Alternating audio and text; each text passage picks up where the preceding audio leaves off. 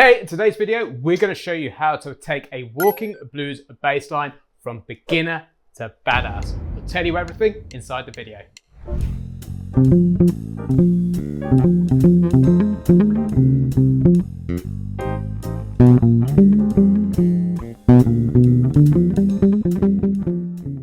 Hey, it's James here from eBassGuitar, and I'm back with another collaboration video with a fantastic jazz master. How you doing? I'm good, James. So a few weeks back, we released a video called Beginner to Badass Walking Bass Lines. Now we've had a ton of requests to take this concept further. In this video, we took two really common jazz chord progressions. I showed students how to create a beginner to intermediate version of this bass line, and Jazz showed them how to take that from intermediate to advanced. You guys really loved this concept. So what we're going to do today is we're going to take one of the most seminal chord progressions in jazz music, the jazz blues, and we're going to show you how to take this from beginner to badass. So guys, just before we dive in, I want you to know there's a completely free PDF that comes with this lesson, so you can see everything we're talking about today written out in standard notation and tab. There's a link in the description below. All right, James, what's the first thing we need to know? Well, the first thing we really need to dive into is the jazz blues chord progression. This is seminal to understand. So I'm going to take quite a simple, straightforward version of the jazz blues. So let's talk through that together. Why don't you play the root notes?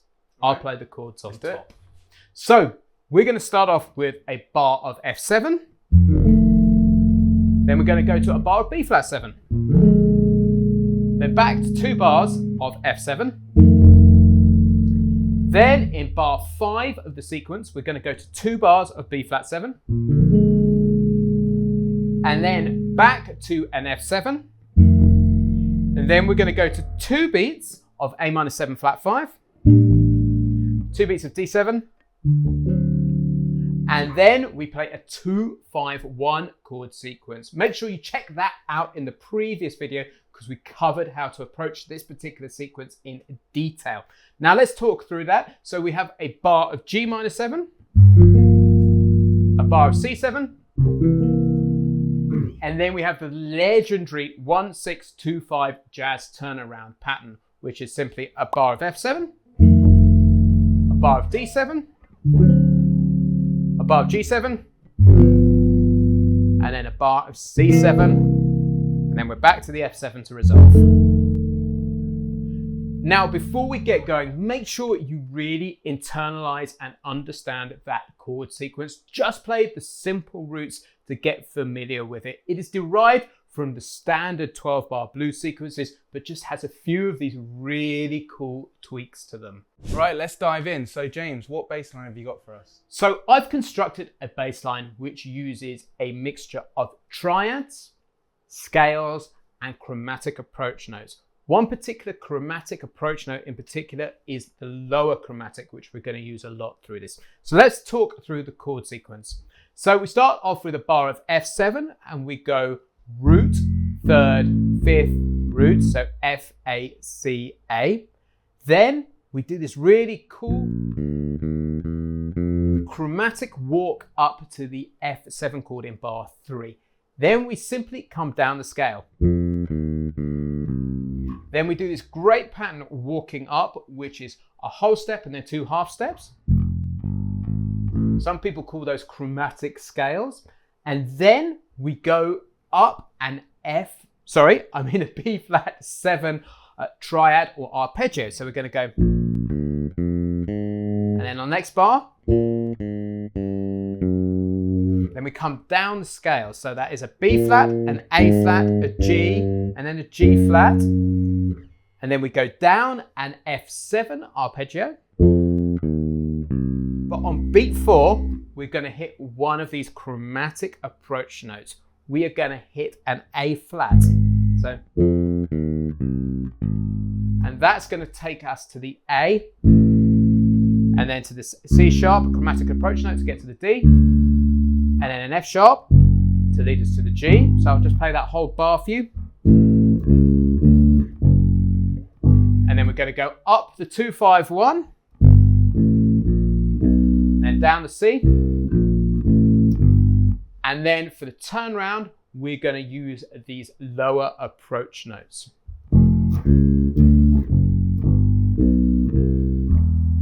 Like so. So why don't we hear how that sounds with the backing track? Totally.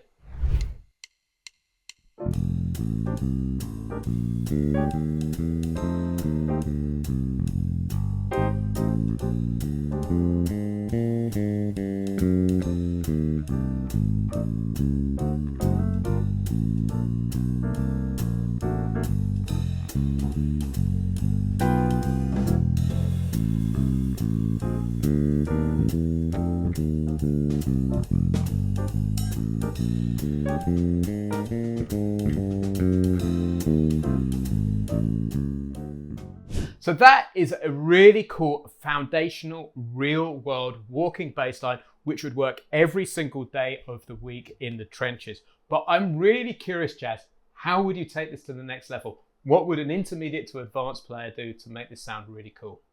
Well, yeah, like you said, that's a great starting point. I think what I would do to maybe change it up a little bit is contrast large intervals with small intervals and try and cover the full range of the bass deck.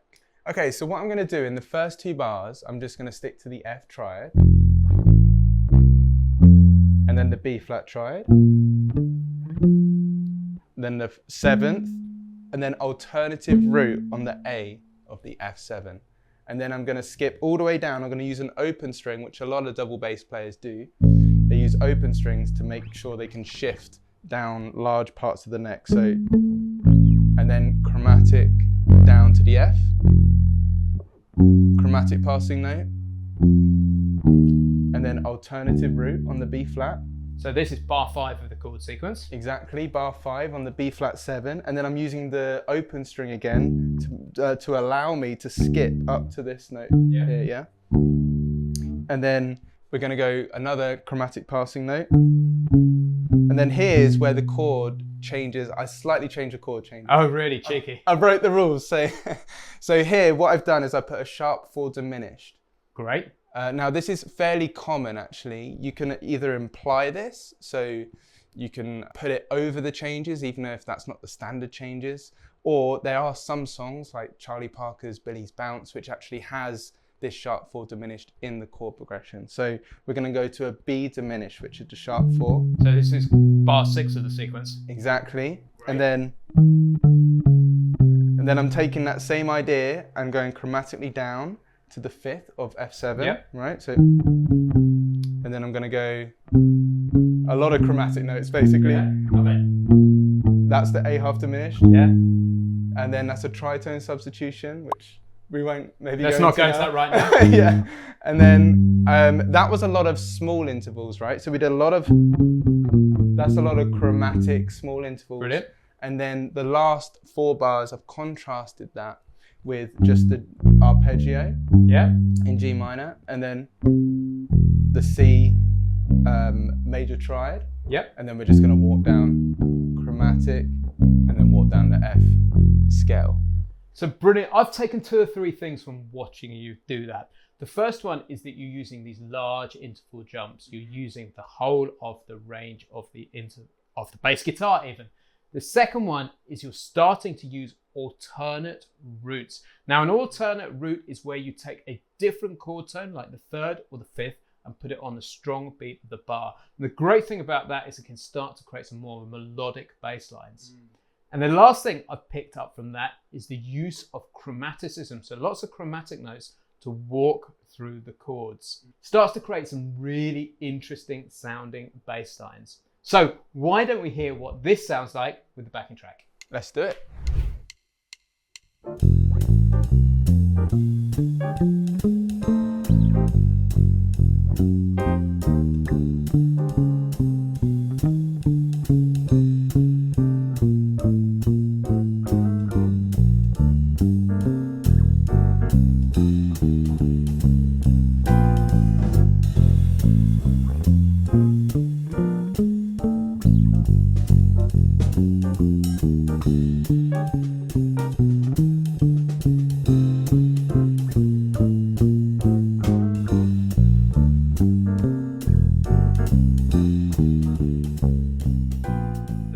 super, super cool. Make sure you download the free PDF so you can learn to play both mine and Jazz's bass line, and also crucially start analyzing what's going on, because it's super, super logical once you get into it.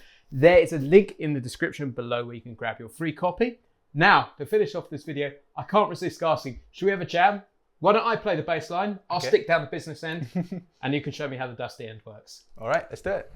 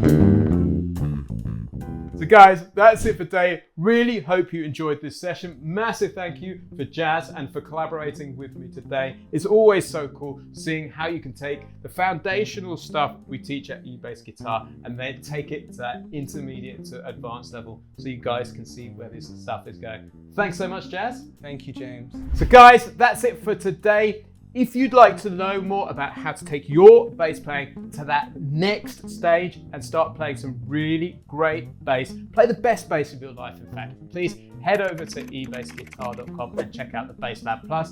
That's my full step-by-step program there designed especially for beginner to intermediate bass players. Cheers, I've been James from eBassGuitar.com and I will catch you next time.